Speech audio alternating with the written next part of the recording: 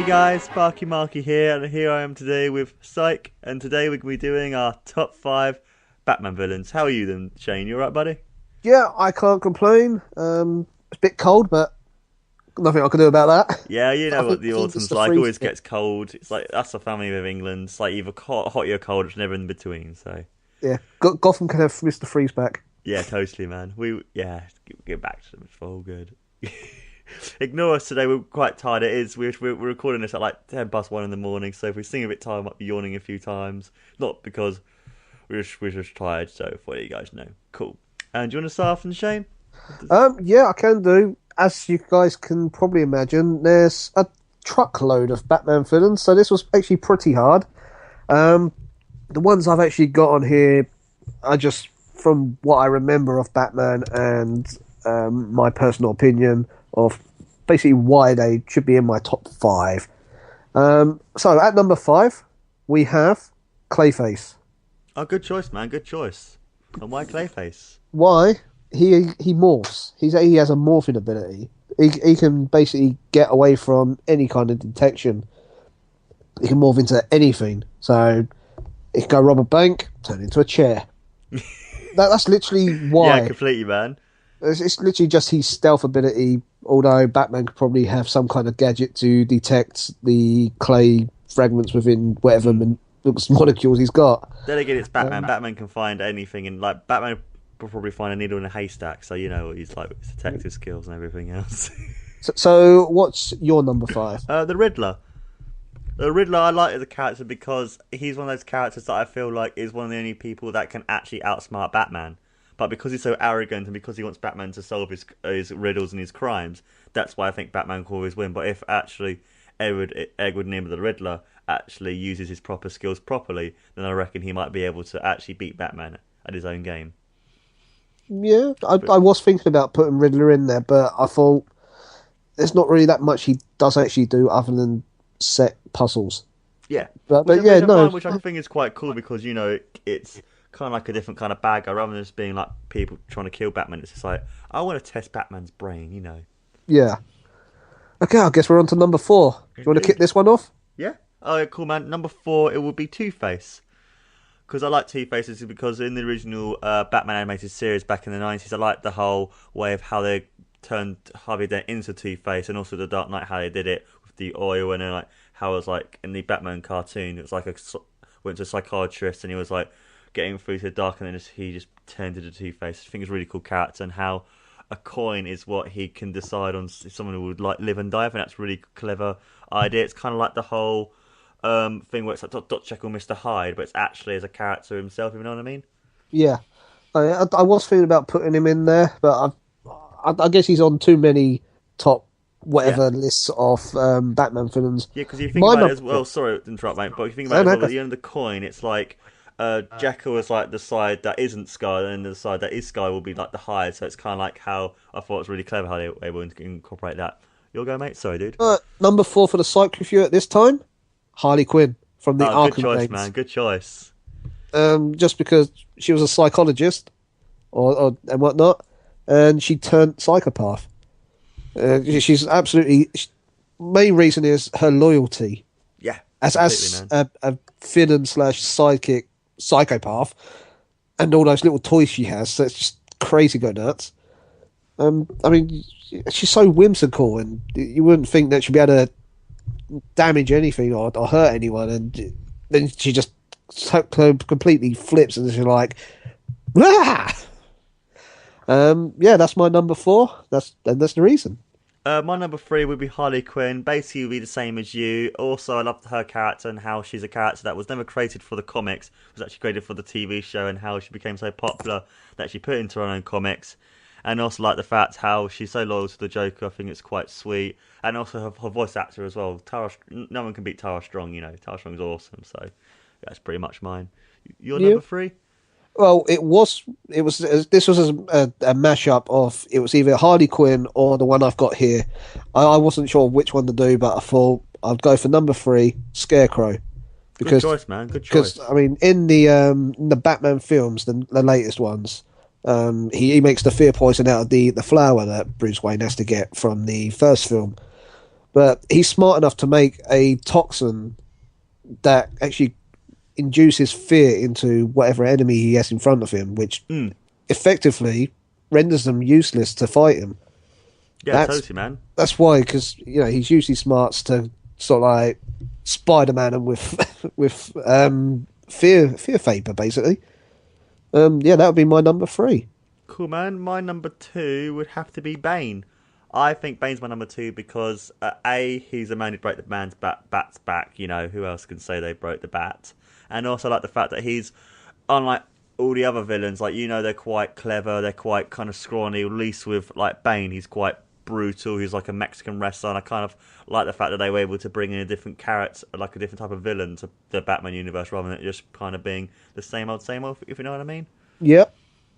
Did you want to do your number 1 as well? Because I actually have a joint first. I couldn't decide between them. Number 1 would be the Joker. I know it's an obvious reason, but A, Mark Hamill, and Heath Ledger, Jack Nicholson. Can I say more? Also, John DiMaggio voiced him as well in one of the animated series. Character's been around for over 75 years. Still is just fantastic. The stories that people can write for him are amazing.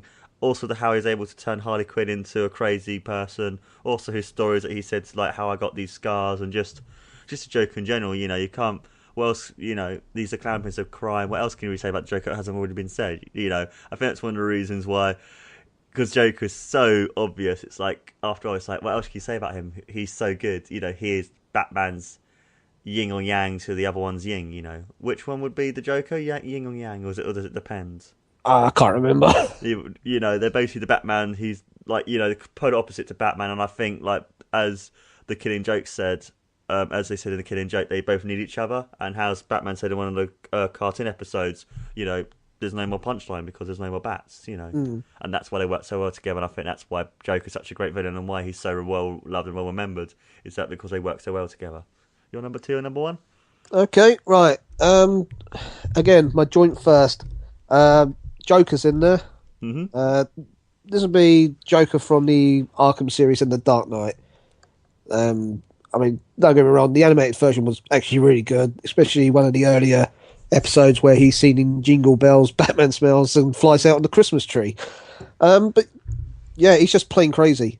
And if we were to go with some of the stories of how Joker was originally created, i.e. by Batman accidentally dropping him into that container of chemicals when he was posing as like the Red Hood, I think it is, the one with the big goldfish long bowl on his head. And also there's the other one, sorry to interrupt, in the Killing Joke, he's like just a normal stand-up comedian, wants to get famous, and then he gets into acid and just goes insane. It's just that's basically the same story with him dressed up as the guy in the tuxedo. It's just with something like that, you're just going to be obsessing over the person who did it to you, and you're going to want to go play with them, shall we say? Also, for my joint first, this is from Under the Red Hood, Jason Todd. Okay. I don't want to spoil it for anyone, but the opening scene is actually rather, shall we say, graphic or intense. Brilliant open scene though. If anyone watching this hasn't seen Batman Under the Red Hood, go see it. Get it on DVD. It's quite cheap now. Actually, you can get it in a little box set with a few other Batman animated films. Yeah, isn't that the same box that has like Batman Year One and Batman Dark Knight Returns Part 1 and 2? I think so. Yeah. Oh yeah. Also, Jason Todd knows all of Batman's tricks. He knows who Batman is, so he can give that information out at any time. Again, I don't mean to... Spoiler alert!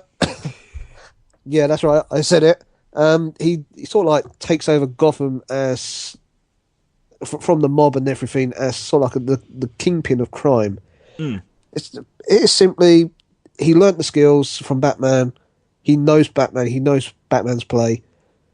That would make him, like Joker, a very formidable opponent, and that thus quite well transfer into the animated film. Well, that's my top 5.5. I don't know. I do have one question. What's that? Do you want to know how I got these scars? you want to know how I got these scars? Why so serious? You know, it's just great, isn't it? Like how he can make different stories up as well. I thought it was really good about the Joker. And any honourable mentions at all? You can think of anyone you might have mentioned in not been in your top five? Oh, I was thinking about Bane.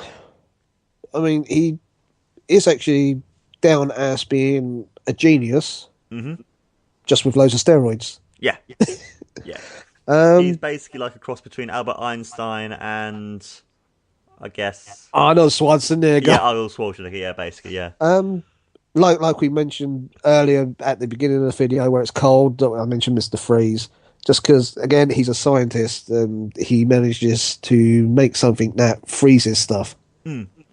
Also, I'll mention was Mr. Freeze. It's like even though he's a villain, he's actually in a kind of a way like an anti-hero because he's only doing it because he needs more money to do something for his wife. It's not like he's just doing it to cause havoc. He's actually doing it for the person he loves, which I find quite interesting for a villain. And like how I liked how in the Batman games as well, you actually had Batman help out Mr. Freeze as well. Like even though they had a massive fight, spoilers as well. Spoiler alert! In the laboratory, I like the fact that they actually were able to help each other, where Batman was able to help Mr. Freeze hopefully save his wife. So yeah, there is some really good little stories in there. Who else is there? I can't really remember. Catwoman. Catwoman.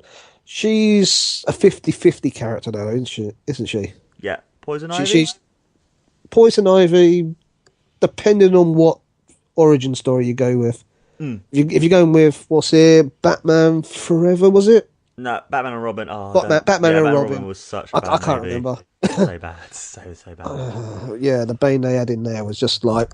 It was just like, why? Like, that's not Bane.